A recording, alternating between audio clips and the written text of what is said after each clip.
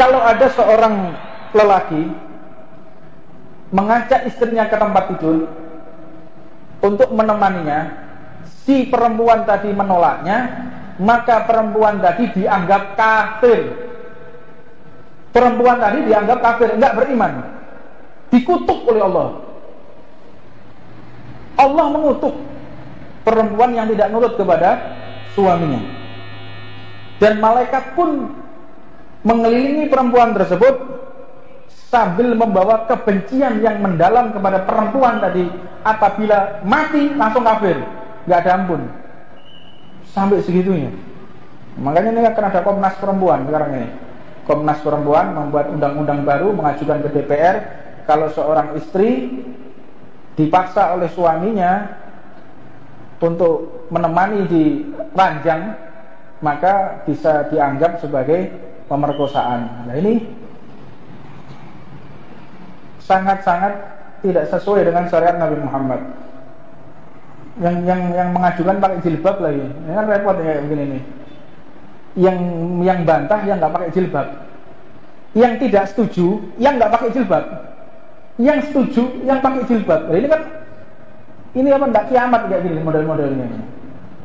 Naudzubillah min dzalik, alamatus saah. Walhasil seorang istri, seorang wanita itu memiliki kewajiban mentaati suaminya. Tidak ada lain, taat sama suaminya. Nah, dikatakan kalau benar-benar seorang istri harus menolak suaminya, harus ada uzur yang benar-benar syar'i. Contohnya apa? Menstruasi. Menstruasi menolak, gimana hukumnya? Harus ditolak, tidak boleh, haram. Karena apabila seseorang melakukan hubungan suami istri dalam keadaan istrinya itu menstruasi, dikhawatirkan yang pertama anaknya cacat. Pertama anaknya cacat.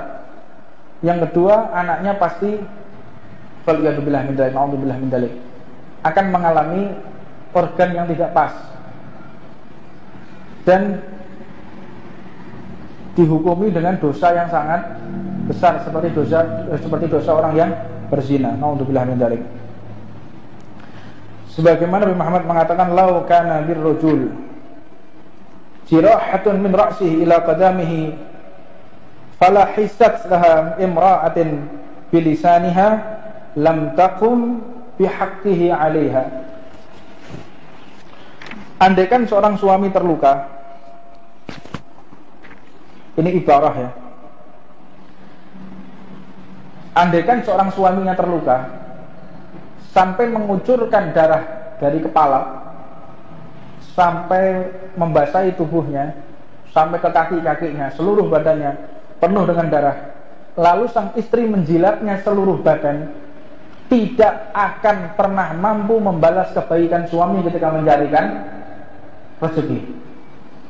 Jadi istri berbuat sebaik apapun untuk suami itu masih belum bisa dikatakan istri yang solehah. Jadi gelar istri solehah itu sangat tinggi sekali. Nggak bisa sembarangan dinobatkan kepada orang yang sedikit berbuat, setelah itu dia dianggap sebagai istri yang solehah. Nah, ini dibahas tiada lain untuk keharmonisan rumah tangga. Ilmu ini ditujukan agar sang istri benar-benar menghormati suaminya dan suami pun harus menghormati istrinya. Jika ilmu ini dikuasai oleh orang yang akan menikah, insya Allah tidak akan ada yang namanya perceraian.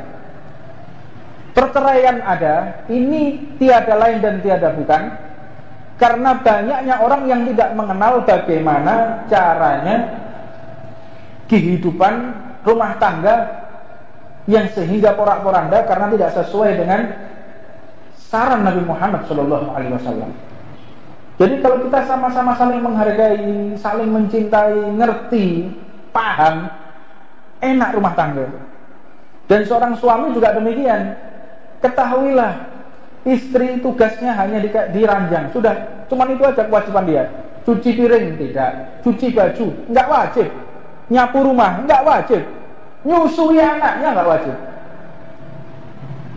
Jadi kalau ada seorang istri nyusui anaknya, ketahuilah itu harusnya sang suami bayar ke istrinya. harus bayar. Makanya kalau kalian melihat ibunya di rumah ngurusi anak-anak itu berapa tenaga yang dikuras untuk anak-anak kita itu loh. Bayangkan, pikir, punya anak 3, 4 diurus sendiri, betapa capeknya. Betapa capeknya, luar biasa, capek, lelah. Apalagi anaknya yang satu umur 2 tahun, yang satu lagi umur 4 tahun, yang satu lagi umur 6 tahun, 8 tahun, 6 tahun, 4 tahun, 2 tahun, perayaannya. Iki kudu pembantu 4, pembantu 5, semodel-model anak, semodel kayak itu. Ini kalau istri tanpa ada pembantu yang ngopeni anak kayak begitu, itu superwoman gitu. Itu wanita istimewa. Kemarin ibu-ibu dasi gede kabeh ini. Ya meskipun kita lihat itu bukan suatu kewajiban, tapi itu adalah hasanah, kebaikan. Kebaikan luar biasa, ibadah yang luar biasa. Nah, ini dipahami. Sakno yo bojoku yo. Mane lek kepengin duwe bojo ayu, bojo sing wayu, paes terus, yo aja kon ngopeni anakmu. Jadi anak itu beban mengawasi, ngasih makan, belum nyuci bajunya, ngerawat, nggak bisa kena alergi, bajunya nggak boleh kotor. Kalau kotor nanti kena gatal-gatal, itu kan harus diurus terus si anak itu. Terus kita berharap punya istri yang cantik, juga mungkin kadang angkat galon diangkat dewi, gak jadi rembu bojomu model ngono. Orang mungkin, nggak mungkin. Untuk pengen punya istri cantik, jenenge wong iku ayu, jelas ku duwe pembantu, gak mungkin gak. Duwe anak papat bisa cilik-cilik bukan ayu to kon ndi, ora mungkin. Nggak mungkin. Nah, jadi laki-laki itu harus tahu diri ya, harus tahu diri. Ini bebannya istri itu luar biasa di rumah. Kalau ingin meringankan beban ya harus membayar pembantu untuk ngurus anak-anak kita. Nah, pahamilah kehidupan Nabi Muhammad, pahamilah ajaran Rasulullah, maka kehidupan rumah tangga itu akan harmonis. Sakinah, mawaddah, warahmah itu muncul kalau ada perangai Nabi Muhammad hidup di tengah-tengah kita. Keluarga itu menjadi sakinah, mawaddah, warahmah, harus ada Nabi Muhammad di tengah-tengahnya. Tanpa ada Nabi Muhammad tidak bisa. Apa yang dimaksud ada Nabi Muhammad? Ada akhlak Rasulullah, ada contoh Nabi Muhammad. Bagaimana kehidupan rumah tangga Rasulullah? Pelajari, baca kitab, banyak kitab terjemahan sekarang.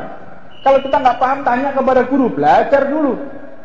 Kalau ada kehidupan Nabi Muhammad di tengah-tengah rumah tangga kita, enak, tenang, nggak bingung, saling percaya, saling menjaga, nggak ada kekhawatiran.